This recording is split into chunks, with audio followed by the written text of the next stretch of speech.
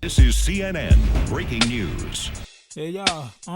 Hello again, everybody. It's going to be a lot of news. Know that the national conversation today is focused on one nation, one sudden natural disaster, and now millions of people are homeless. Maybe hundreds of thousands dead. We say maybe there because those are numbers that have come from a Haitian leader, not confirmed because of the chaos there around Port-au-Prince right now. It is difficult, if not impossible, for us to appreciate how deeply and how profoundly the people of Haiti are suffering right now.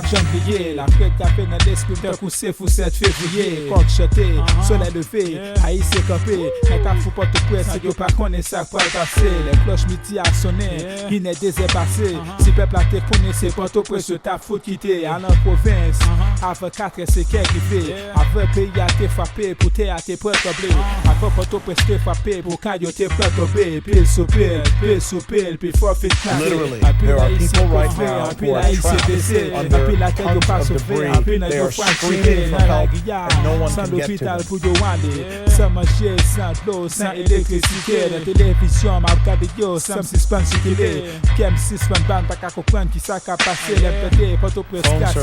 running low.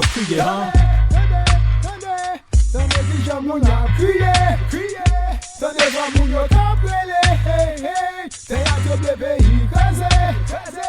Si moun yo moun jan pièce pa protéger. Tande ki jan moun yap kriye, kriye.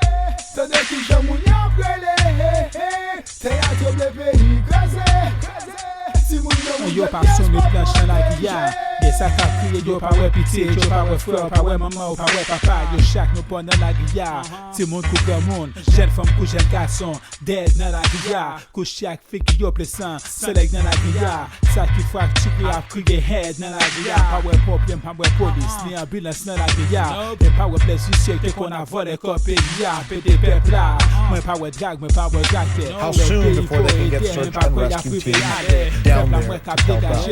Avec déploiement pour les pour si ma qui confrère galen saute backer le pays cap observer n'a dit un ex à au guéquer des bobotin c'est qu'à supporter pas qui gagne pas qu'à faire ici haïtien de résistance nous domiage mystère nous les fiacs souffrance mais semble que nous pas de chance et un pile monde qui dans la ria des bras manger pays à terre circonstance la vie c'est pour brûler les jaja et les règles n'en fait loi dans épreuve la vie si nous t'a fait moi t'a fait comme ça c'est pour notre grand-mère là on dit alléluia.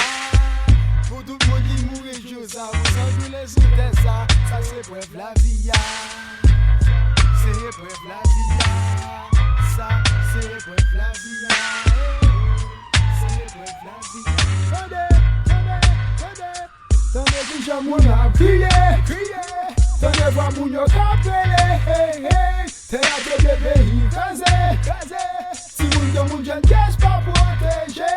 Tande ki jan moun yap kriye, kriye. Tande ki jan moun yap krele, hey, hey. Te a te bebe